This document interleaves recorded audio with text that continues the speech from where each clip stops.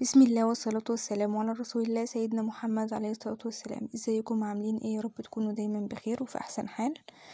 جايبه لكم النهارده ان شاء الله روتين للانتريه. هو روتين خفيف كده وظريف، لان انا متعوده ان الانتريه على طول يعني ما يبقاش فيه رجل او مش بنقعد فيه خالص.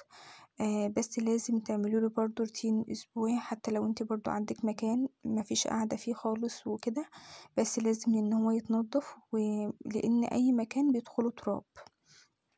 هو ده منظره قبل ما يتروق، بس طبعا مليان تراب فعايز ان هو يتنضف.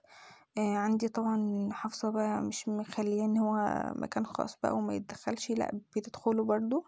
فربنا يهديها كده عقبال ما هي تتعود شوية، يعني ان هو بكلمها برضو بس لسه شوية. فنقول كده بسم الله ونبدأ بالصلاة على النبي عليه الصلاة والسلام. لو وراكي اي حاجة ما تكسليش وتقومي تعمليها. ما تسيبيش حاجة تراكم عليكي، واول باول كده واحدة واحدة كده، عشان مفيش حاجة تراكم عليكي ويبقى الشغل صعب عليكي. فواحدة واحدة كده تبدأي ايه تعملي حتة حتة. فالنهاردة بدأت بس في الانتريه. كل يوم كده بقسم.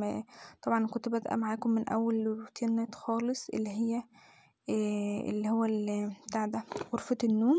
وهتلاقوا كل الروتينات اللي انا نزلتها قبل كده ان شاء الله، يعني هما تقريبا حوالي 2 منزلهم في القناة، فهتلاقيهم تحت، فقايلالك بقى نظامي ايه وكده، فحاولوا تتفرجي عليهم. اما هنا بقى بعمل ايه بقى في الانتريه. اول حاجة عندي الشباك، ببدأ ان انا افتحه وانفضه بالمقاشة اللي هي الصغيرة دي عشان التراب. عندي هنا الكرسي، ببدأ ان انا اشيل المكان البتاع اللي هي اللي شايفة الشلتة دي ولا ايه، المهم ان انا بشيلها. وببدأ امسحها، يعني انفض تحتيها في تراب وكده، بقوم منفضاه، او ممكن تكون حاجة واقعة من العيال او واقعة او كده، المهم ان هو بيتنضف. وامسك برضو حتة كده عندي، ببدأ ان انا امسح بيها الخشب على قد ما تقدري كده تمسحي الخشب بقى من التراب، لان انتوا زي ما انتوا عارفين التراب مش بيخلي حتة يعني.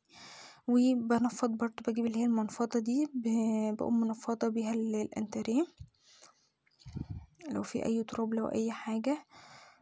كده ببقى كده انا كده ايه باخد كرسي كرسي بنفس الطريقة.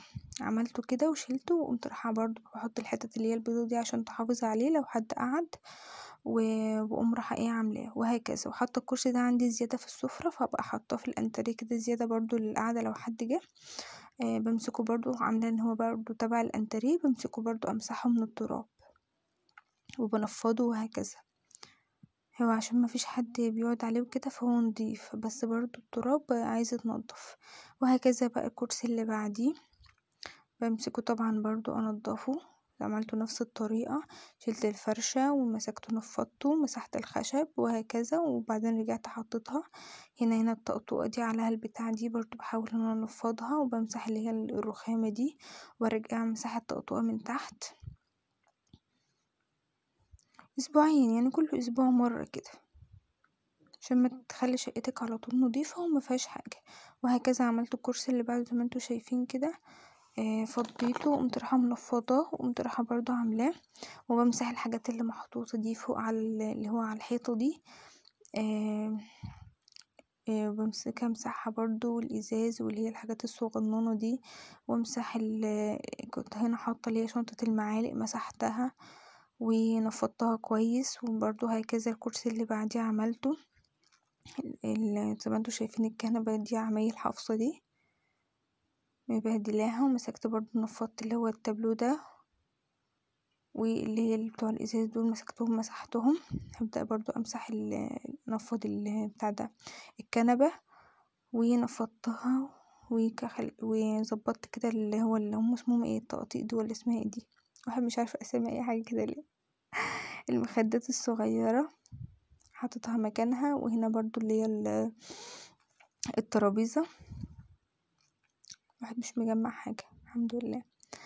مسكت الترابيزة كده بالديتول، وقمت رايحة ماسكاها مسحة الرخامة، وبمسكها برضو امسح الخشب بتاعها من الجوانب كده، وسايبها كده فاضية، وبحط عليها الايه اللي هي برضو مش عارفة اسمها، ماما حطيتها عليها وخلاص. وبرجع بقى طبعا اسحب اللي هو الترابيزة في يمين شوية واكنس، وبعدين ارجع اسحبها شمال شوية، المهم ان انا اكنس تحت الانتريه كله. لغاية من الحيطان، يعني بمسك المقشة وانزل كده ما فيش اي حاجة تحت، يبقى فيه تراب خالص، ويبقى احط الترابيزة في النص وكده. ده يبقى روتيني للانتريه، روتين اسبوع. طبعا كل يوم كده بخش الف عليه، اللي هو ايه، لو مخدة واقعة على الارض بحطها مكانها وهكذا. اما بتاع الاسبوع اللي هو بتاع بقى التراب والتنفيض وكده. لو وصلت لغاية هنا الفيديو متنسيش الاشتراك، ولو عجبكم الفيديو استنوني ان شاء الله في فيديو جديد، والسلام عليكم ورحمة الله.